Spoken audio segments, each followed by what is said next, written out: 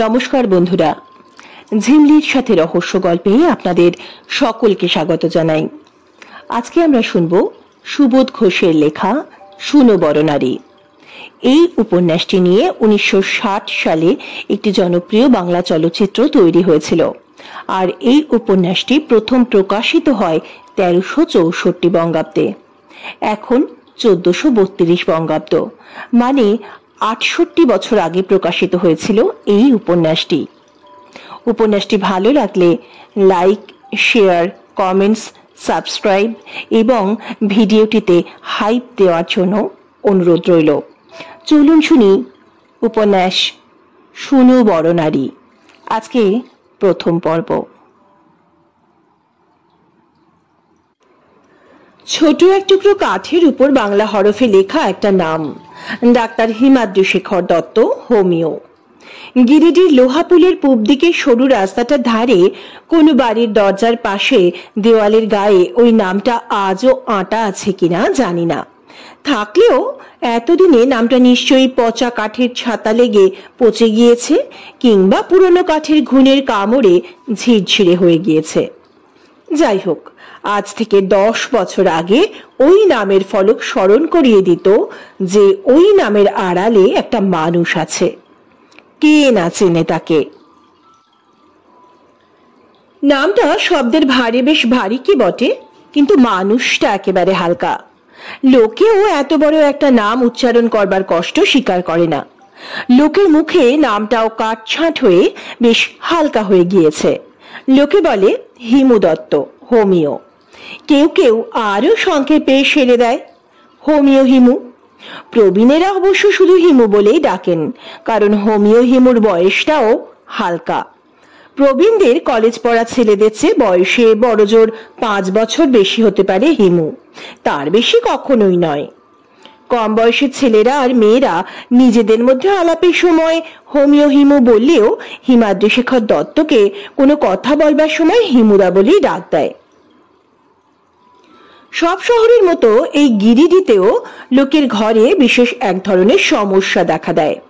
অমুকের অমুক জায়গা যাবার দরকার হয়েছে, তাকে পৌঁছে দিয়ে আসতে হবে, কারণ তার পক্ষে একা যাওয়া সম্ভব নয়। কিন্তু পৌঁছে দেবে কে, সঙ্গে যাবে কে? এই ধরনের সমস্যার সমাধানে সহায় হতে হিমু দত্তের মনে কোনো আপত্তি নেই। আপত্তি দূরে থাকুক, বরং অদ্ভুত একটা আগ্রহের বাড়াবাড়ি আছে বলতে হবে। যে কোনো পরিবারের এ ধরনের কাজের দরকারে হিমু দত্তকে একবার ডাক দিলেই হয়, আর অনুরোধটা একবার করে ফেললেই হয়। তখনই রাজি হয়ে যায় হিমু দত্ত। গত বছরে পৌষ সংক্রান্তির সময় সমস্যায় পড়েছিলেন পরেশ বাবু। পিসিমা গঙ্গাসাগর যাবার জন্য প্রতিজ্ঞা করে বসে আছেন। থুরথুরে বুড়ো মানুষ। এই পিসিমাকে নিরাপদে গঙ্গাসাগর নিয়ে যাওয়া আর নিরাপদে ঘরে ফিরিয়ে নিয়ে আসা কি সহজ কাজ? যে সে মানুষের পক্ষে কাজ সাধ্যই নয়, চারটিখানি দায়িত্বের কথাও নয়। পরেশ বাবুর নিজেরই সাহস হয় না, এমনকি অমন হট্টাকট্টা ভাগ্নে বাবাজি বড় খোকনের উপরেও এমন কাজে নির্ভর করবার সাহস হয় না। খায় দায় ও কসরত করে, আর যখন তখন নাক ডাকিয়ে ঘুমোয়। এরকম আয়েসি কুঁড়ে আর ঘুমকাতুরের ছেলে বড় খোকন কি পিসিমাকে গঙ্গাসাগর দেখিয়ে নিয়ে আসবার ঝুঁকি নিতে পারে, না ওকে ঝুঁকি নিতে দেওয়া যায়? তবে পিসিমাকে নিয়ে যাবে কে? এ পাড়া আর ও পাড়ার অনেক ছেলের কথাই মনে পড়ে, যাদের জীবনে কোনো কাজের তাড়াই নেই। তাস খেলে, থিয়েটার করে আর খবরের কাগজের খেলার রিপোর্ট পড়ে সকাল সন্ধ্যা তর্ক করে। এহেন কোনো ছেলের হাতে পিসিমাকে গঙ্গাসাগর দেখিয়ে আনবার দায় সঁপে দিতে সাহস হয় না। প্রথম কারণ, ওদের কেউ রাজিই হবে না। দ্বিতীয় কারণ, ওদের বুদ্ধিশুদ্ধিকে ভরসা করাও যায় না। কে জানে, হয়তো পিসিমাকে কলকাতার কোনো হোটেলে ফেলে রেখে দিয়ে ময়দানের দিকে কিংবা সিনেমা হাউসের দিকে দৌড় দেবে। অভয়, ভুলু, নিহার বা রমেশ কাউকেই বিশ্বাস করা যায় না। অগত্যা হিমু দত্তকেই ডাকতে হয়েছিল, এবং হিমু দত্ত পিসিমাকে নিরাপদে গঙ্গাসাগরে নিয়ে গিয়ে নিজে হাতে ধরে স্নান করিয়ে, এমনকি পিসিমাকে দিয়ে কপিল মুনির পুজো পর্যন্ত করিয়ে গিরিডিতে ফিরিয়ে নিয়ে এসেছিল। পিসিমা তুতুরি শরীরটা একটু হাঁপায়নি, একটু ক্লান্ত হয়নি। পিসিমা নিজেই একগাল হেসে বলে ফেললেন, আহা, হিমুর মতো এমন ভালো ছেলে আমি জীবনে দেখিনি পরেশ। আমাকে কোলে করে গাড়িতে তুলেছে, গাড়ি থেকে নামিয়েছে, আমার গায়ে একটা আঁচড়ও লাগেনি পরেশ। শুধু তাই নয়, গঙ্গাসাগর যাওয়া আর আসার খরচের যে হিসেব দিল হিমু দত্ত, সেই হিসেব দেখে পরেশবাবু আশ্চর্য হয়ে গেলেন। ছি ছি, তুমি একই কাণ্ড করেছো হিমু, তোমাকে এতটা কষ্ট সহ্য করতে আমি বলিনি, অনুযোগ করলেন পরেশবাবু। কারণ পাই পয়সা পর্যন্ত মিল করে পথের খরচের যে হিসাব দিল হিমু দত্ত, তাতে দেখা গেল যে 7 দিনের মধ্যে হিমু দত্তের নিজের খাওয়া বাবদ মাত্র 3 টাকা খরচ হয়েছে। হিমু দত্ত নিজেও একগাল হেসে বলতে থাকে, আমি হেলথ সম্পর্কে খুব সাবধান থাকি বড়দা। কলকাতা থেকে 2 সের চিনি আর 3 সের চিড়ে কিনে নিয়ে গিয়েছিলাম, বাস তাতেই আমার খোরাক হয়ে গেছে। আমি মেলার কোনো খাবারই ছুঁইনি, পিসিমা বরং দই টই খেয়েছেন। আমার বেশ ভয়ই হয়েছিল বড়দা, দইয়ের লোভে পিসিমা শেষে একটা কাণ্ড না করে বসেন। ভাগ্যি ভালো, দইটা ভালো ছিল, পিসিমার শরীরে সয়ে গিয়েছিল। পরেশবাবুর পিসিমাকে গঙ্গাসাগর দেখিয়ে আনবার পর হিমু দত্তকে যেন নতুন করে চিনতে পারলেন পরেশবাবু। শুধু পরেশবাবু কেন, অনেকেই, তারপর প্রায় সবাই। একেবারে মাটির মানুষ, অত্যন্ত সৎ প্রকৃতির ছেলে হিমু দত্ত। পরেশবাবু একদিন ক্লাবে বসে ননীবাবুর সঙ্গে গল্প করতে করতে বলেই ফেললেন, হিমুর মতো গুড নেচার ছেলের হাতে যে কোনো দায়িত্ব অনায়াসে ছেড়ে দিতে পারা যায়। ওর হাতে ক্যাশ বাক্সের চাবি ছেড়ে দেওয়া যায়, পাই পয়সার এদিক ওদিক হবে না। ননীবাবু বলেন, তাহলে হিমুকেই ডেকে কাজের ভারটা চাপিয়ে দিই, কি বলেন না? নিশ্চয়ই নিশ্চয়ই, মাথা নেড়ে প্রস্তাবটা সমর্থন করেন পরেশবাবু। এবং আর 2 দিন পরেই দেখা গেল ননীবাবুর মেয়ের বিয়ের জন্য জিনিস কিনতে কলকাতায় চলে গেল হিমু দত্ত। বাসনপত্র, অলংকার, কাপড় চোপড় আর সজ্জাদ্রব্য সব শুদ্ধ প্রায় 3000 টাকার বাজার করবার দায়িত্ব অনায়াসে হিমু দত্তের উপর ছেড়ে দিলেন ননীবাবু। সব সামগ্রী নিয়ে 2 দিন পরে যখন ফিরে এলো হিমু দত্ত, তখন সবচেয়ে আগে খুশি হয়ে আর আশ্চর্য হয়ে চেঁচিয়ে উঠলেন ননীবাবুর স্ত্রী, হিমুর পছন্দ আছে বলতে হবে, কি সুন্দর ডিজাইনের গয়না, তোমার চোখ আছে, রুচি আছে হিমু, আমি নিজে কলকাতা গেলেও এরকম পছন্দ করে সুন্দর জিনিস কিনতে পারতাম না। পাই পয়সা মিলিয়ে হিসাবও দিয়ে দিল হিমু। ননীবাবু আশ্চর্য হয়ে বলেন, এ কি হিমু, তোমার খাওয়া দাওয়ার কোনো খরচ নেই কেন? হিমু হাসে, খরচ হয়নি, আমার ছেলেবেলার বন্ধু কানাইয়ের সঙ্গে ট্রেনে দেখা হয়ে গেল, কলকাতাতে কানাইদের বাড়িতেই ছিলাম, কাজেই। ননীবাবু বলেন, যাই হোক, তোমার হাত খরচ বাবদ যদি 10টা টাকা তুমি রাখতে তাহলে ভালোই হতো হিমু। হিমু আরো লজ্জিত হয়ে হাসে, কি যে বলেন মেসোমশাই। ননীবাবু স্ত্রী আর ননীবাবুরই মুখের দিকে তাকিয়ে চেঁচিয়ে ওঠেন, ছি ছি, তুমি হিমুকে কি পেয়েছো, কি বলছো তুমি? ননীবাবু বললেন, কেন, অন্যায় কিছু বলছে কি? ননীবাবু স্ত্রী বলেন, হিমু কি তোমার মতো ইন্সপেক্টর যে ট্যুরে বের হয়ে ব্রাঞ্চ অফিসের বাবুদের বাড়িতেই 2 বেলা চব্যচস্য গিলবে আর কোম্পানির কাছে খোরাকি বাবদ 20 টাকা বিল দাখিল করবে? ননীবাবু ভ্রুকুটি করেন, তুমি আবার হঠাৎ এসব আবল তাবল কথা তুলে। হিমু দত্ত এইবার ননীবাবু স্ত্রীর মুখের দিকে উদ্বিগ্ন চোখে তাকিয়ে অনুযোগ করে, ছি, আপনি এসব কি বলছেন মাসিমা? শহর থেকে দূরে যাবার কাজ পড়লেই, 1 দিন বা 2 দিনের জন্য বাইরে যাবার দরকার পড়লেই হিমু দত্তের কথা সবারই মনে পড়ে। ননীবাবুর এই মেয়ের বিয়েতে জামালপুরে গিয়ে বরের বাড়িতে অধিবাসের তত্ত্ব পৌঁছে দেবার দায়িত্ব হিমু দত্তকেই বহন করতে হয়েছিল। অধিবাসের জিনিস দেখে বরের বাড়ির মেয়েরা নাক কুঁচকেছিল, অনেক কটু কথাও শুনিয়েছিল, সবই শুনেছিল হিমু দত্ত, কিন্তু এই সামান্য কথাটাও বলতে পারেনি যে আমাকে এসব কথা শুনিয়ে লাভ কি, আমি মেয়ের বাড়ির কেউ নই। এই অপমান সহ্য করার দায়িত্বটাও অনায়াসে পালন করতে পেরেছিল হিমু দত্ত। বরের বাড়ির মন্তব্যগুলিকে তুচ্ছ করতে পারেনি হিমু দত্ত। ননীবাবুর অপমানকে পরের অপমান বলেও মনে করতে পারেনি। অদ্ভুত এই হিমু দত্তের মন।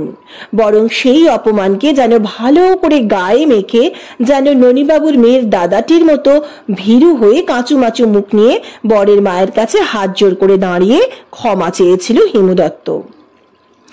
ত্রুটি হয়েছে, স্বীকার করছি, নিজ গুণে মার্জনা করুন। ননিবাবুর মেয়ের বিয়ে হয়ে যাবার পর অনেক দিন পরে এই ঘটনার কথা জানতে পেরেছিলেন ননিবাবু এবং তাঁর স্ত্রী। হিমু দত্ত বলেনি, বরং বরের বাড়ির চাল চলন আচার ব্যবহারের অনেক প্রশংসা করেছিল হিমু। চমৎকার ভদ্রলোক ওরা বলেছিল। ননিবাবুর মেয়ে নিজেই যেদিন শ্বশুর বাড়ি থেকে প্রথম বাপের বাড়ি এলো সেই দিন মেয়ের মুখ থেকেই ঘটনার কথা জানতে পেরেছিলেন ননিবাবু ও তাঁর স্ত্রী। খুব বেশি আশ্চর্য হয়েছিলেন দুজনেই। হিমু দত্তের মনটা কি মানুষের মন? মানুষ এত ভালো হয়? পরের জন্য মানুষ এতটা সহ্য করে? হিমুকে ডেকে ননিবাবু হিমুর উপর বেশ রাগ করে বলেছিলেন, ওসব কথা সহ্য করা তোমার খুবই ভুল হয়েছে হিমু। ওদের মুখের উপর শক্ত করে দু চারটে কথা তোমারও বলে দেওয়া উচিত ছিল। তাতে যদি বিয়ে ভেঙে যেত তবে যেত, আমি কোনো পরোয়া করতাম না। চোখের ছানি অপারেশন করবার জন্য পাটনা যাবার কথা ভেবে যেদিন দুশ্চিন্তা করছিলেন অনাথবাবু, সেদিন অনাথবাবুর ছেলে মন্টুই অনাথবাবুকে মনে পড়িয়ে দিল। ভাবছো কেন বাবা? অনাথবাবু, ভাবতে হচ্ছে রে মন্টু, আসানসোলে হারুকে লিখেছিলাম, কিন্তু হারু জানিয়েছে এখন ছুটি পাবে না, আসতেই পারবে না। হারুর এখন ডিপার্টমেন্টাল পরীক্ষা। মন্টু বলে, হিমুদাকে একবার বললেই তো। হ্যাঁ হ্যাঁ, মন্টুর মাও খুশি হয়ে চেঁচিয়ে ওঠেন, হিমু থাকতে ভাবনা করছো কেন? অনাথবাবুরও মনে পড়ে যায় ওই হিমুই যে এই গত মাসে নিত্যানন্দ বাবুর ছেলেটার কার্বঙ্কল অপারেশন করাবার জন্য ছেলেটাকে কলকাতায় নিয়ে গিয়েছিল। নিত্যানন্দ বাবু নিজে বাতের ব্যথায় অনড় হয়ে ঘরে পড়ে আছেন। বাড়িতে দ্বিতীয় একটা মানুষ নেই যে ছেলেটাকে কলকাতায় নিয়ে যেতে পারে।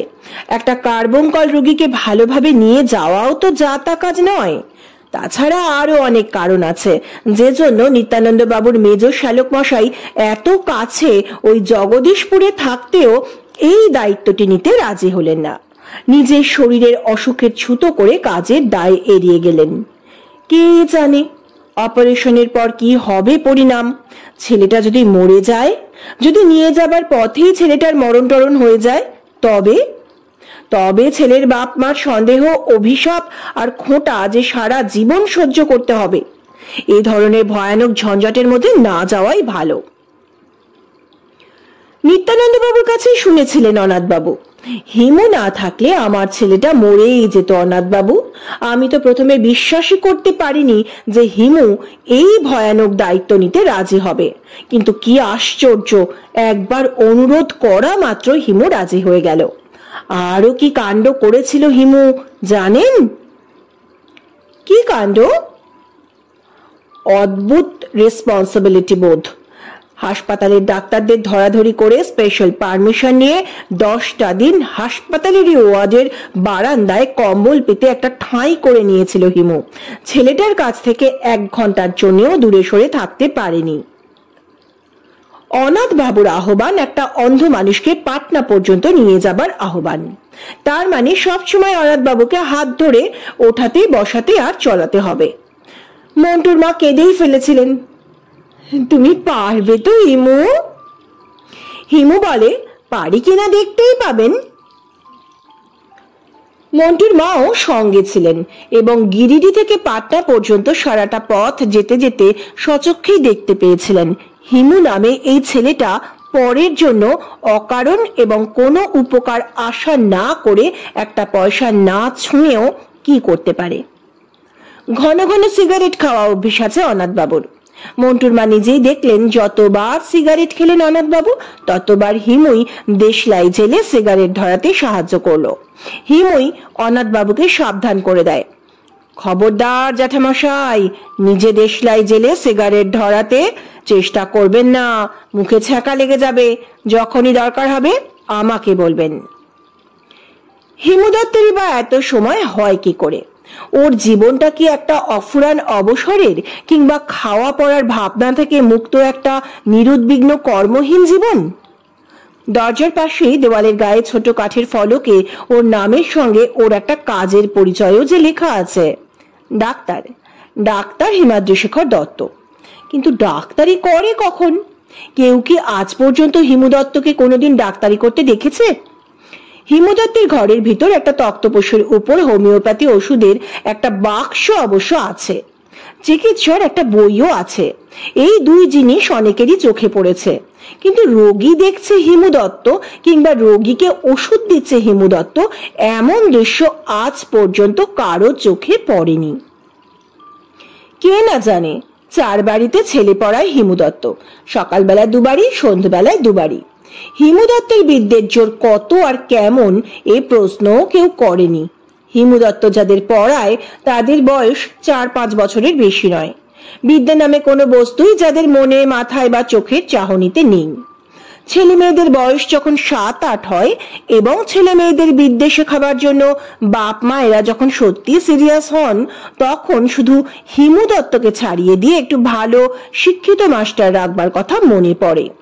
হিমু দত্তকে তখন ছাড়িয়ে দেওয়া হয়, কিন্তু সেই জন্য হিমু দত্তের কোনো দুঃখ নেই, কারণ সেই দিনই অন্য এক বাড়িতে একেবারে বিদ্যাশূন্য এবং শুধু হাতে খড়িতে অভিজ্ঞ 4-5 বছর বয়সের ছেলে মেয়েকে পড়াবার নতুন একটা কাজ পেয়ে যায় হিমু দত্ত।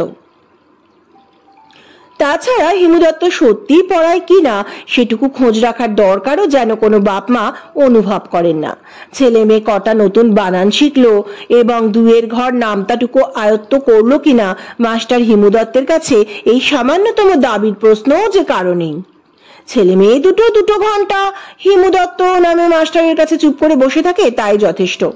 পড়ার অভ্যাসটা গড়ে উঠছে, এখন এর চেয়ে বেশি আর দরকারই বাকি।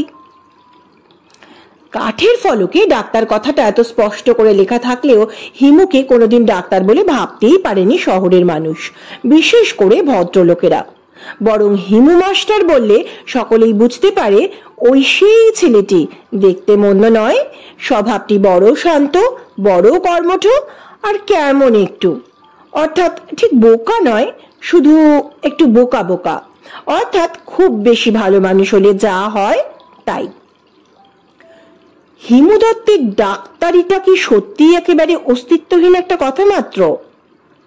ভদ্রলোকেরা জানেন না, কিন্তু বস্তির কেউ কেউ, মুচিপাড়ার অনেকেই এবং শহর থেকে বেশ দূরে কয়েকটা গাঁয়ের তুরি আর দোসাদদের মধ্যে কেউ কেউ জানে 1 টাকা হাতে তুলে দিলে কোনো আপত্তি না করে হিমদারি বাবু ডাকদারি করে চলে যাবে, হেঁটেই চলে আসবে, টাঙা ভাড়া চাইবে না, ওষুধ দিলে বড় জোর 6 আনা দাম চাইবে, তার বেশি নয়।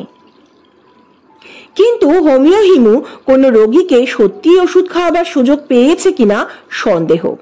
যারা ডাক্তারির নামে ভয় পায়, ডাক্তারিকে ভয়ানক সন্দেহ করে, যাদের ডাক্তারিতে কোনো বিশ্বাস নেই, তারাই শুধু হোমিও হিমুকে ডাক দেয়। ভুগে ভুগে মরণ দশার শেষ অধ্যায়ে পৌঁছে রোগী যখন থেমে থেমে শ্বাস টানে, তখন ডাক পড়ে হোমিও হিমুর, আর হিমু দত্ত একেবারে তৈরি হয়েই রওনা হয়। পকেটে ওষুধের শিশি থাক বা না থাক, একটি লুঙ্গি আর একটি গামছা সঙ্গে নিয়ে যেতে কখনো ভুলে যায় না হিমু দত্ত। জানে হিমু দত্ত রোগীর মরা মুখ দেখতে হবে, মৃতের শ্মশান যাত্রা এবং দাহ কার্যে একটু একটু সাহায্য করে এবং একেবারে স্নান সেরে আসতে হবে।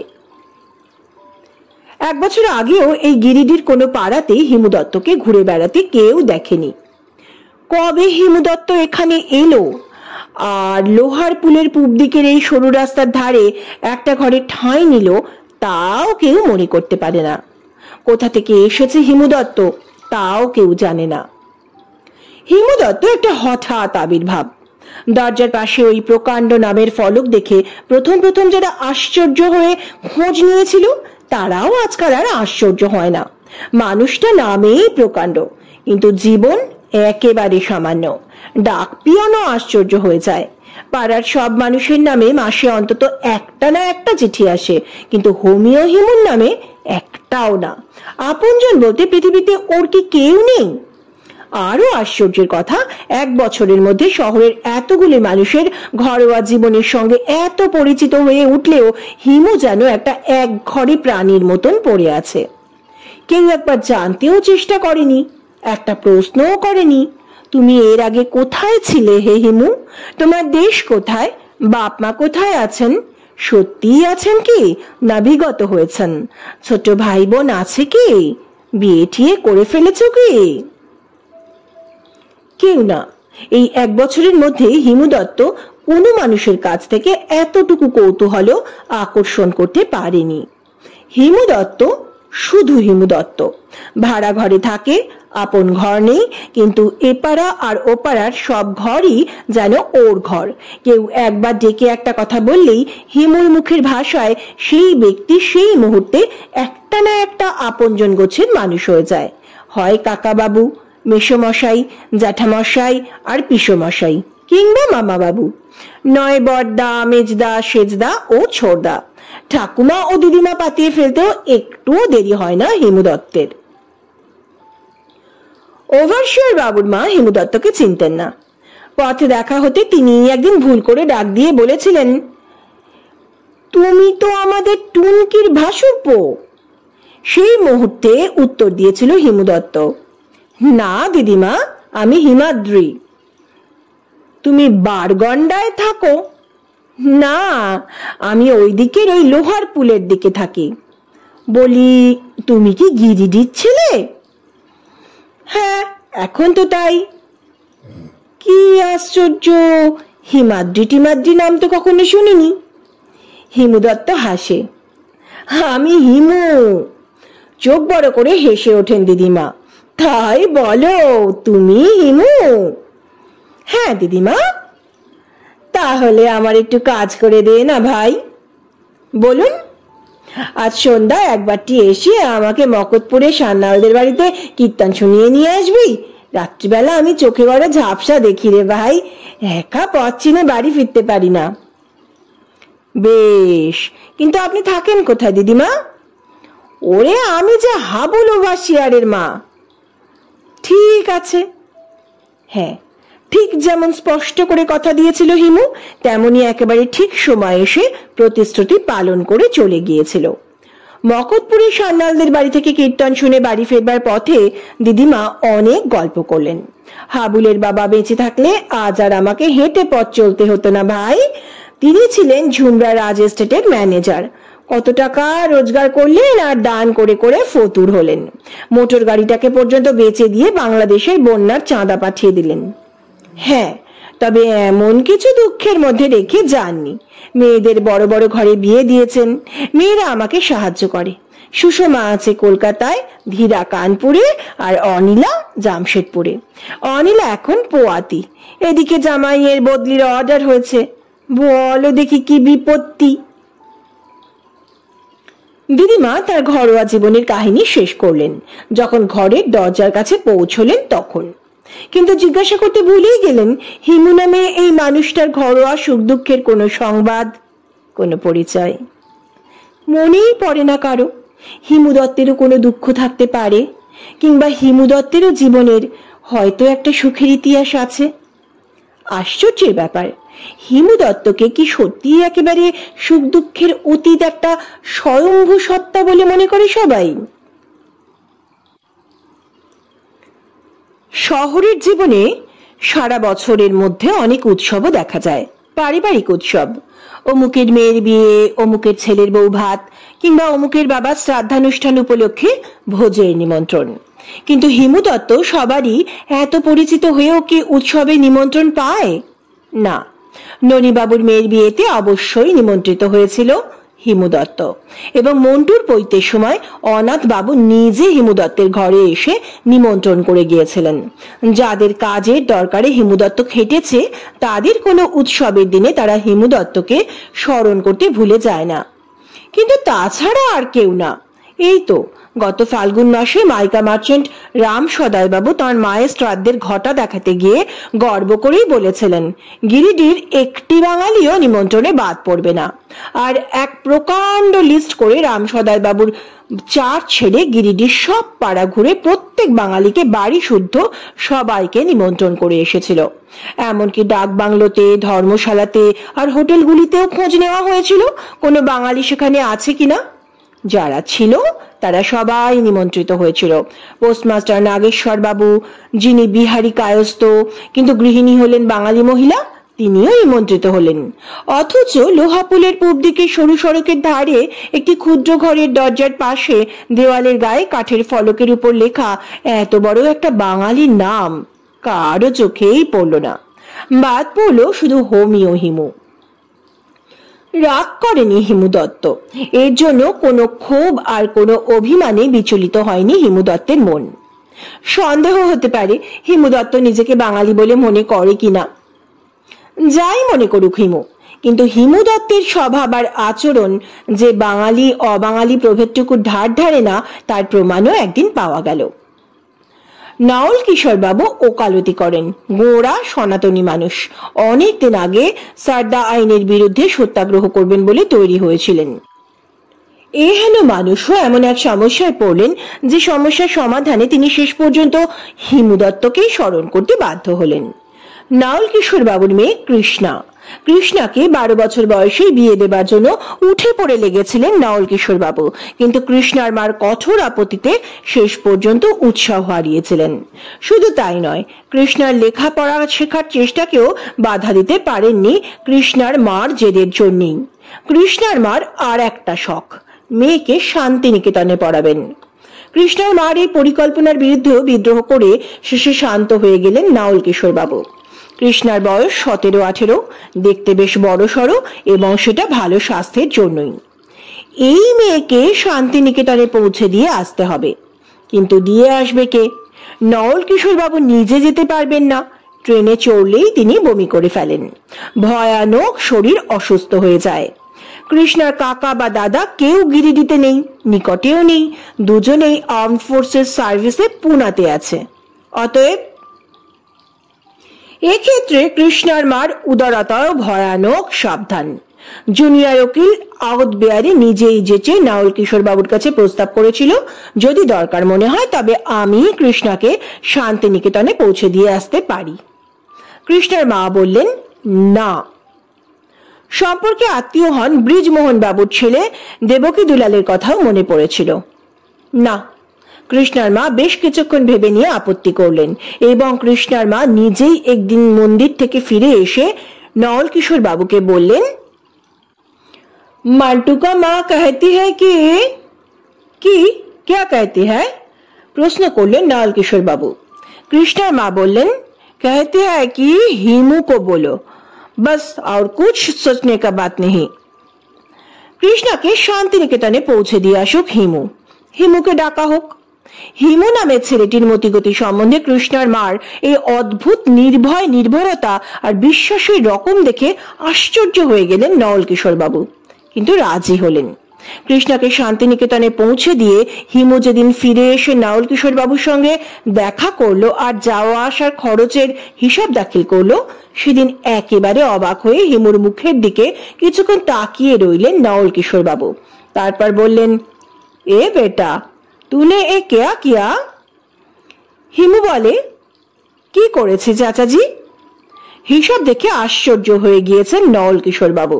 কৃষ্ণা ট্রেনের ডাইনিং কারে গিয়ে দুবার খাবার খেয়েছে, খরচ পড়েছে 6 টাকা 10 আনা, আর হিমু যেতে আসতে শুধু 4 বার পুরি তরকারি খেয়েছে, খরচ হয়েছে 1.5 টাকা।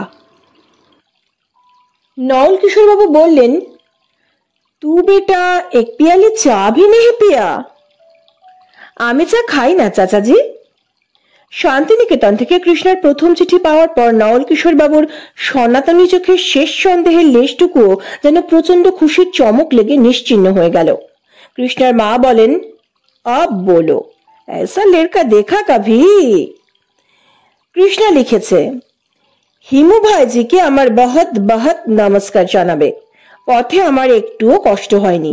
হিমু ভাইজি আমাকে একটুও কষ্ট পেতে দেয়নি। যতবার আমার জল তেষ্টা পেয়েছে ততবার নিজে ব্যস্তভাবে ছুটে গিয়ে গার্ডের কামরা থেকে ভালো জল নিয়ে এসেছে। আমাকে পানি পাড়ের হাতের ময়লা জল খেতে দেয়নি। হিমু দত্ত নামে মানুষটার আত্মা আছে ঠিকই, কিন্তু সেটা বোধহয় একটা আত্মা মাত্র, না বাঙালি, না বিহারি, না অন্য কিছু। নল কিশোর বাবু না, কৃষ্ণার মাও না, দুজনের কেউই মনে করতে পারেন না যে হিমু দত্ত বিহারি নয়, বাঙালি। হিমু তো বিলকুল হিমু হি হ্যায়। নল কিশোর বাবু আশ্চর্য হয়ে যে অর্থহীন কথাটা বলেন, সেটাই বোধহয় হিমুর সবচেয়ে সার্থক পরিচয়। কৃষ্ণার মার কাছ থেকে গল্পটা অর্থাৎ কৃষ্ণার চিঠির কথাগুলি শুনতে পেল মন্টুর মা। তারপর আরো অনেকে শুনলেন। হিমুর কাছে বিশ্বাস করে কি না ছেড়ে দেওয়া যায়, নইলে নল কিশোর বাবুর মতো গোঁড়া মানুষ তার মেয়েকে, কৃষ্ণার মতো একটি সুন্দর 18 বছর বয়সের মেয়েকে নিশ্চিন্ত মনে হিমুর কাছে ছেড়ে দিতে পারতেন না। হিমু দত্তের একটা নতুন সুখ্যাতি অনেকেরই মুখের কথায় গুনগুন করে। বড় ভালো ছেলে, একেবারে নির্দোষ স্বভাব। এবং পুজোর ছুটির পরে হিমুর এই সুখ্যাতির গল্পটা অনেকেই স্মরণ করতে বাধ্য হয়, কারণ সমস্যা দেখা দিয়েছে। একবারই সমস্যা নয়, এপাড়া আর ওপাড়া নিয়ে 5 বাড়ির সমস্যা। নিভার বাবা ভাবেন, প্রমীলার মা ভাবেন, সরজুর দাদা ভাবেন, কল্যাণীর মামা ভাবেন এবং অতসীর কাকিমা ভাবেন। মেয়েগুলিকে কলকাতায় পৌঁছে দেবা সেই সমস্যাটা আবার কঠিন হয়ে দেখা দিয়েছে। কলেজের ছুটির আগে এবং পরে এই সমস্যাটা দেখা দেয় এবং উপায় চিন্তা করতে করতে হয়রান হতে হয়। কোনো বাড়ির বাপ মা বা অভিভাবক কেউই পছন্দ করেন না যে মেয়েটা একা একা যাওয়া আসা করুক। মেয়েরাও চায় না। ট্রেন যাত্রার হয়রানিকে ওরা ভয় করে এবং একা একা যাওয়া আসা করতেও ভয় করে। কে পৌঁছে দিয়ে আসবে, কে নিয়ে আসবে, কার এত সময় আছে? প্রত্যেকবার এই অসুবিধার প্রকোপে পড়ে মেয়েগুলি যাওয়া আসার তারিখ পিছিয়ে দিতে হয়। ছুটি শেষ হয়, তবু নিভা কলকাতা রওনা হতে পারে না। কখনো বা ছুটি আরম্ভ হয়ে যায়, ছুটির 4টে দিন পার হয়ে যায়, কলকাতার ছাত্রী হোস্টেল থেকে প্রমীলার দুটো আগন্ত চিঠিও এসে যায়, তবুও প্রমীলার মা মেয়েকে কলকাতা থেকে আনাবার ব্যবস্থা করে উঠতে পারেন না। কিন্তু এবছর পূজার ছুটি ফুরিয়ে যাবার দিনটাকে কাছে এগিয়ে আসতে দেখেও চিন্তা করতে ভুলে গেলেন সবাই। কারণ সবারই মনে পড়েছে হিমু আছে। হিমু থাকতে চিন্তা করবার কি আছে? সব মেয়ে এক কলেজে পড়ে না এবং সবারই কলেজের ছুটি একই দিনে ফুরোয় না। কাউকে 2 দিন আগে রওনা হতে হয়, কাউকে 2 দিন পরে। সরজু যায় সবার শেষে। এটাও একটা সমস্যা। হিমু কি দফায় দফায় কলকাতা দৌড়বে আর আসবে? 5টি ছাত্রী কি একত্র হয়ে হিমুর সঙ্গে যেতে পারে না? ব্যবস্থা হয় সবাই একই দিনে হিমুর সঙ্গে একই সাথে যাবে। নিভাকে আর প্রমীলাকে সোজা হোস্টেলে তুলে দিয়ে হিমু অতসীকে মির্জাপুর স্ট্রিটের মাসিমার বাড়িতে, কল্যাণীকে বালিগঞ্জের বড়দির বাড়িতে আর সরজুকে আলিপুরে ছোট মামার বাড়িতে পৌঁছে দিয়ে আসবে। তা তো হলো, কিন্তু হিমু কি সেদিনই কলকাতা থেকে গিরিডি ফিরে আসবে? না। কল্যাণীর মামা বলেন না, অতসীর কাকিমা বলেন না, সরজুর দাদা বলেন না। তোমাকে আরো কয়েকটা দিন কলকাতায় থাকতে হবে হিমু। তুমি নিজে মেয়েটাকে একেবারে হোস্টেলে তুলে দিয়ে তারপর গিরিডি রওনা হবে। মেয়ে পৌঁছবার এই বিচিত্র জটিল দায় এক কথায় স্বীকার করে নিতে একটুও আপত্তি করে না হিমু। হিমুদা, হিমুদা, হিমুদা। শহরের 5 মেয়ের কলকাতা রওনা হবার দিন স্টেশনে বিচিত্র কলরবে মুখর একটা দৃশ্য দেখা দিল। হিমুদা, আমার ব্যাগটা কোথায়? হিমুদা, আমার ছাতাটা কোথায়? 1 প্যাকেট লজেন্স নিতে ভুলবেন না হিমুদা। ডাকটা হিমুদা বটে এবং একটা আপনত্বের ডাকও বটে, কিন্তু সত্যি দাদা বলে কেউ কি হিমুকে সম্ভ্রম করছে? হিমুর গায়ে ঠেলা দিয়ে কথা বলতেও প্রমীলার হাতে একটুও বাঁধে না। 5টি ছাত্রীর কলকাতা যাত্রার উল্লাসের মধ্যে এক মনে অবাধ নিষ্ঠার সঙ্গে শুধু ফরমাস খাটতে থাকে হিমু। কেউ কারো জিনিসপত্রের দিকে ভুলেও একটা পাহারা দৃষ্টি তুলে তাকায় না। এমনকি বাপ মা কাকা মামা যারা স্টেশনে এসেছেন তারাও না। তারা মেয়েদের কানের কাছে উপদেশ বর্ষণ করতে ব্যস্ত। পৌঁছেই চিঠি দিবি, সাবধান, শীতটা পড়লেই গরম জলে স্নান করতে যেন ভুল না হয়। বাক্সগণে হিমু। খাবারের ঝুড়িগুলিকে গুনে একদিকে সরিয়ে রাখে হিমু। সরজুর ওভারকোট আর কল্যাণীর মাফলার হিমু দত্তেরই হাতে ঝুলছে। অতসী তার হাতের ছোট ব্যাগটাকেও হিমু দত্তের হাতের দিকে এগিয়ে দেয়। ব্যাগ হাতে তুলে নেয় হিমু।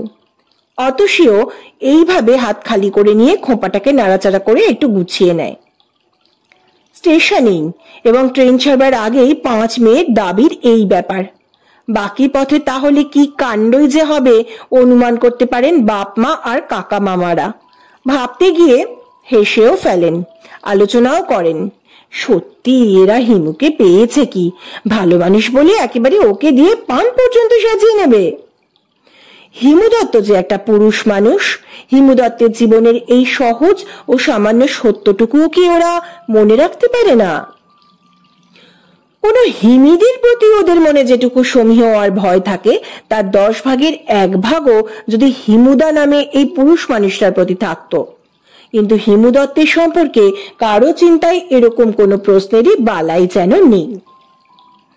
হিমু দত্তের বয়সটাও যে 25-26-এর বেশি নয় এই সত্য যে এতগুলি মেয়ের মধ্যে কোনো মেয়ে মনে রাখতে পারে না। প্রমিলার ওভারকোটের পকেটের মধ্যে একটা রুমাল রয়েছে, সেন্ট মাখানো রুমাল।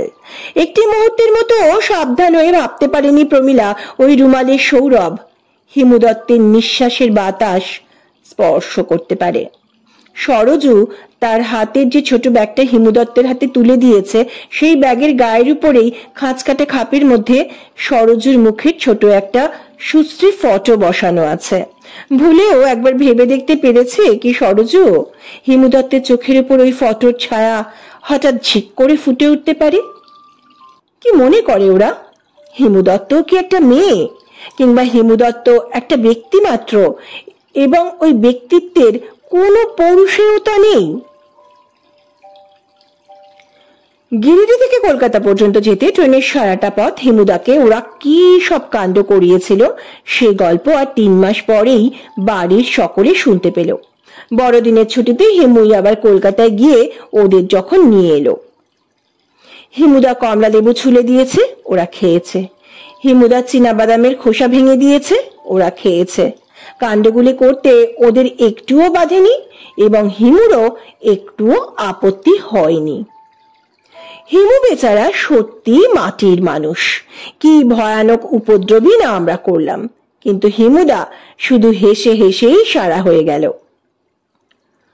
বড়দিনের ছুটিতে বাড়িতে এসে যে ভাষায় যে ভাবে হেসে হিমুদার নামে গল্প করে প্রমিলা, প্রায় সেই ভাষাতেই সেভাবেই হেসে নিজের নিজের বাড়িতে গল্প করে সরজু, অতসী, নিভা আর কল্যাণী।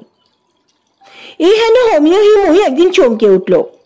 যে নামে তাকে কেউ ডাকে না সেই নামেই একজন তাকে ডেকে ফেলেছে, হিমাদ্রি বাবু।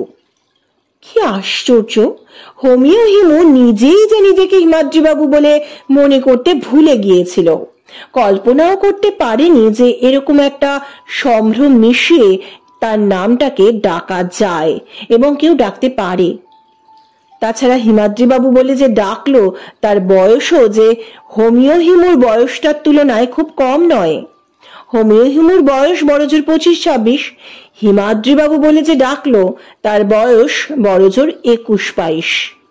হিমুদা নয়, এমনকি হিমু বাবুও নয়, একেবারে হিমাদ্রি বাবু। একটু বেশি আশ্চর্য হবার কথা, কারণ গিরিডিতেই এই 1 বছরের জীবনে সব মানুষের সঙ্গে এত মেলামেশা, জানাজানি ও চেনাচেনির ইতিহাসে নিজেকে যে নামে কোনোদিন শুনতে পায়নি হোমিও হিমু, সেই নাম ধরে ডেকে ফেলল যে সে একটি মেয়ে, বেশ বড় লোকের মেয়ে, বেশ সুন্দরী মেয়ে, বেশ শিক্ষিতা মেয়েও বলা যেতে পারে, কারণ সে এখন কলেজে সায়েন্স পড়ছে, 2nd ইয়ারে পৌঁছেছে। সেই মেয়ের বাবা একটা সমস্যায় পড়েছেন বলেই হোমিও হিমুর জীবনে এই নতুন নামে ডাক শোনবার ঘটনাটা দেখা দিয়েছে, নইলে এরকম একটা ডাক বোধহয় জীবনে না শোনাই থেকে যেত। উশ্রী নদীর কিনারায় একটা ফাঁকা শালবনের কাছাকাছি সুশ্রী একটা বাড়ি, চারু ঘোষের বাড়ি, উদাসীন। বেশ টাকা পয়সা আছে উকিল চারু ঘোষের এবং বাড়িটার চেহারাও বেশ রংচঙে। বাড়িতে যখন তখন গ্রামোফোনের রেকর্ড বাজে এবং বারান্দার উপর মক্কেলের ভিড়ও লেগে আছে। তাই একটু ভাবতে হয় এমন বাড়ির নাম উদাসীন রাখা হলো কেন। চারু ঘোষের জীবনটা মোটেই উদাসীন নয়, অত্যন্ত কর্মব্যস্ত এবং চিন্তারত জীবন। চারু ঘোষের বাড়ির ছেলে মেয়েদের চেহারাও উদাসীন নয়, সবসময় হাসছে আর খেলছে, বেশ দুরন্ত খুশির জীবন। তারপর বড় মেয়ে জ্যোতিকা ঘোষের জীবন, ঝকঝক করে চোখ, ঝিকঝিক করে মুখের হাসি আর ঝলমল করে সাজ। জ্যোতিকা ঘোষের জীবনটাকে একটা উচ্ছল আশার জীবন বলেই মনে করতে হয়। উদাসীনতার সামান্য ছায়াও নেই জ্যোতিকা ঘোষের ভাষায় এবং চোখের চাহনিতে। পৃথিবীতে কারো কাছ থেকে 1 পয়সার উপকার নেব না এবং কাউকে 1টা পয়সার উপকার দেবও না, এরকম একটা আদর্শ বাস্তবতা সংসারে সত্যিই সম্ভব কিনা এই প্রশ্ন আর যারই মনে যত গোলমাল বাঁধাক না কেন, চারু ঘোষের মনে কোনো গোলমাল বাঁধাতে পারে না। এ বিষয়ে চারু ঘোষের মনটা একেবারে পরিষ্কার। বিশ্বাস করেন চারু ঘোষ, এই রকম জীবনই হলো আদর্শ জীবন। কারো উপকার নেব না, কারো উপকার করব না, কারো অপকার করব না, কারো কাছ থেকে অপকার নিতেও পারবো না, অর্থাৎ সরে থাকবো, যেন কেউ অপকার করবার সুযোগ না পায়। চারু ঘোষকে যারা ভালো মতো জানে তারা বিশ্বাসও করে। হ্যাঁ, বাস্তবিক চারু ঘোষ সত্যি মানুষের উপকার অপকারের নাগাল থেকে নিজেকে সরিয়ে নিয়ে গিয়ে অদ্ভুত একটা দার্শনিক অস্তিত্ব সত্য করে তুলতে পেরেছেন। চারু ঘোষের বাড়িতে কোনো ক্রিয়াকর্মে, কোনো উৎসবে কারো নিমন্ত্রণ হয় না। চারু ঘোষও কোনো বাড়ির নিমন্ত্রণ রক্ষা করতে যান না। ছেলে মেয়েদের জন্মদিনে যে উৎসবটা হয় সেই উৎসব নিতান্ত একটা পারিবারিক উৎসব। চিড়ের পোলাও রান্না করা হয় এবং বাড়িতেই দুধ ফাটিয়ে ছানা করে আম সন্দেশ তৈরি করেন জ্যোতিকার মা। স্বয়ং চারু ঘোষ, 2 ছেলে বীরু, নীরু, মেয়ে জ্যোতিকা এবং জ্যোতিকার মা, এই 5টি মানুষ ছাড়া বাড়ির আর কোনো মানুষ চিড়ের পোলাও ও আম সন্দেশের স্বাদ গ্রহণ করে না, নিয়মই নেই। বাড়ির আর মানুষ বলতে শুধু ঠাকুর, চাকর, ঝি, মালি আর ড্রাইভার। উদাসীনের উৎসবের দিনেও তারা তাই খায় যা রোজই খেয়ে আসছে, ডাল ভাত আর একটা তরকারি। চিড়ের পোলাও আর আম সন্দেশ একেবারে স্ট্রিক্টলি শুধু উদাসীনের বাপ মা আর ছেলে মেয়েদের খাবার টেবিলে পরিবেশন করা হয়। হ্যাঁ, পরের দাবির দিকটাও দেখতে ভুল করেন না চারু ঘোষ।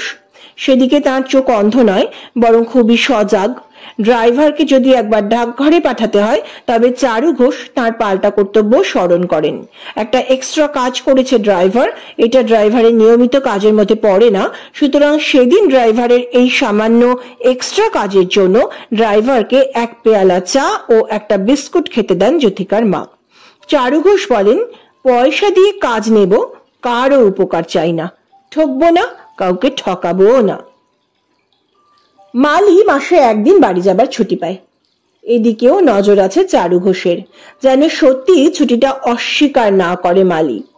মাসে 1টা দিন ছুটি দেওয়া হবে বলে যখন নিয়ম করা হয়েছে, তখন সেই নিয়মের এক চুল এদিক ওদিক করা চলবে না। ছুটির দিনে মালিকে বাড়ি যেতেই হবে, যদি না যায় তবে কাজ করতে দেওয়া হবে না এবং সারাটা দিন মালিটা উদাসীনের বাগানের এক কোণের সেই ছোট টিনের ঘরটার মধ্যেই পড়ে থাকলেই বাকি। সেই দিন উদাসীনের ভাত ডাল তরকারি খাবার অধিকার থাকে না মালির, খায়ও না মালিটা। মালি নিজেই বাজার থেকে নিজের পয়সায় ছাতু কিনে এনে খায়। জ্যোতিকার মা পাটনা থেকে একটা চিঠি পেয়েছেন, তাইতেই সমস্যাটা দেখা দিয়েছে। জ্যোতিকার পাটনা যাওয়া চাই, আর একটা দিনও দেরি করা চলে না। কিন্তু কে নিয়ে যাবে? পাটনা থেকে চিঠি দিয়েছেন জ্যোতিকার মামি, জানিয়েছেন নরেন এখন পাটনায় আছে আর 3-4 দিন মাত্র থাকবে, তারপরেই বোম্বাই চলে যাবে নরেন। সুতরাং বুঝতেই পারছো, এই চিঠি পাওয়া মাত্র জ্যোতিকা যেন পাটনা চলে আসে।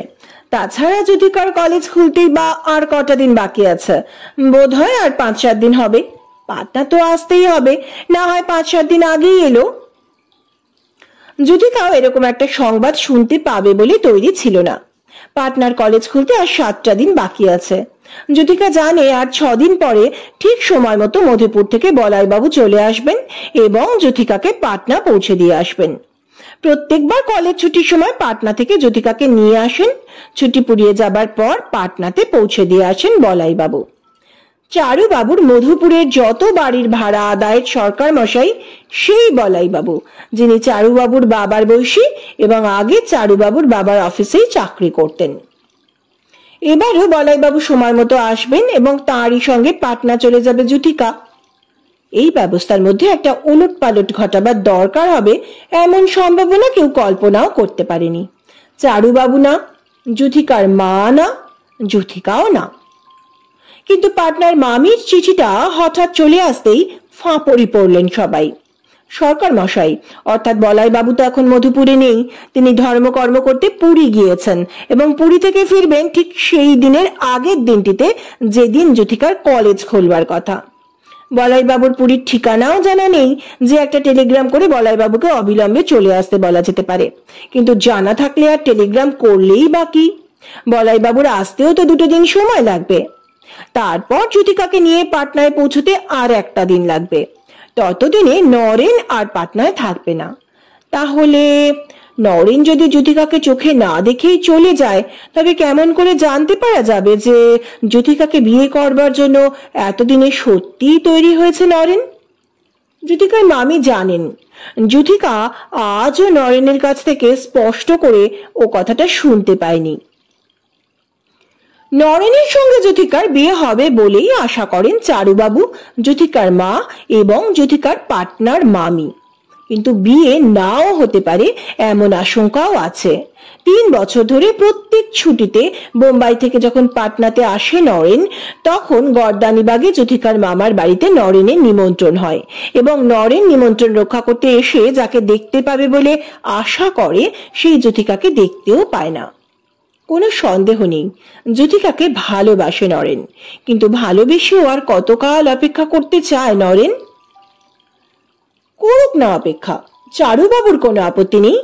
জ্যোতিকার এই তো 2nd ইয়ার চলছে। জ্যোতিকা ছাত্রী ভালো, যতদিন নরেন অপেক্ষা করবে ততদিন জ্যোতিকার কলেজের পড়ার জীবনও চলতে থাকবে। সেটাও এক রকমের ভালোই বলতে হবে, বরং এই সময় বিয়ে হয়ে গেলেই জ্যোতিকার পড়া বন্ধ হয়ে যাবার ভয় আছে। জ্যোতিকাকে কি বোম্বাই নিয়ে না গিয়ে আরো কটা বছর পাটনা কলেজের ছাত্রী হয়ে থাকতে দিতে রাজি হবে নরেন? ঠিক ওসব প্রশ্ন নয়। প্রশ্ন হলো নরেন আবার, অর্থাৎ নরেনের মনটা আবার যদি উদাস হয়ে যায়। সত্যি মাঝে একবার উদাস হয়ে গিয়েছিল। বছরের মধ্যে 3 পাটনাতে আসে নরেন। জ্যোতিকার সঙ্গে প্রত্যেকবারই দেখা হয় এবং ওদের দুজনের মেলামেশার আনন্দ বছরে 3 বার উৎসবের মতো উতলা হয়ে ওঠে। এই দেখাশোনা ও মেলামেশার মধ্যে যদি হঠাৎ কোনো ছেদ পড়ে, যদি একবার কিংবা পরপর কয়েকবার দুজনের মেলামেশার উৎসব বাদ পড়ে যায়, তবে যে নরেনের মনে অপেক্ষার আগ্রহ উদাসীন হয়ে যেতে পারে। এমন অনর্থ অনেক ভালোবাসার জীবনে ঘটতে দেখা গিয়েছে। শুধু একটানা 1 বছরের অদেখাতেই ভালোবাসা ভেঙে গেল এবং কেউ কারো খোঁজও নিল না। এমন ঘটনা চারুবাবু তার নিজেরই শালিকা সুমতির জীবনে দেখেছিলেন। তাই একটা ভয় আছে তার মনে। জ্যোতিকার মা এবং মামির মনেও ভয় আছে, যেন হাতছাড়া না হয় নরেনের মতো ছেলে। ভারত সরকারের টেক্সটাইল উন্নয়নের কাজে 1000 টাকা মাইনের একটা পদ এই 30 বছর বয়সেই দখল করেছে যে ছেলে, সেই ছেলে জ্যোতিকার মতো একটা সায়েন্স পড়া 2nd ইয়ারের মেয়েকে ভালোবেসেছে।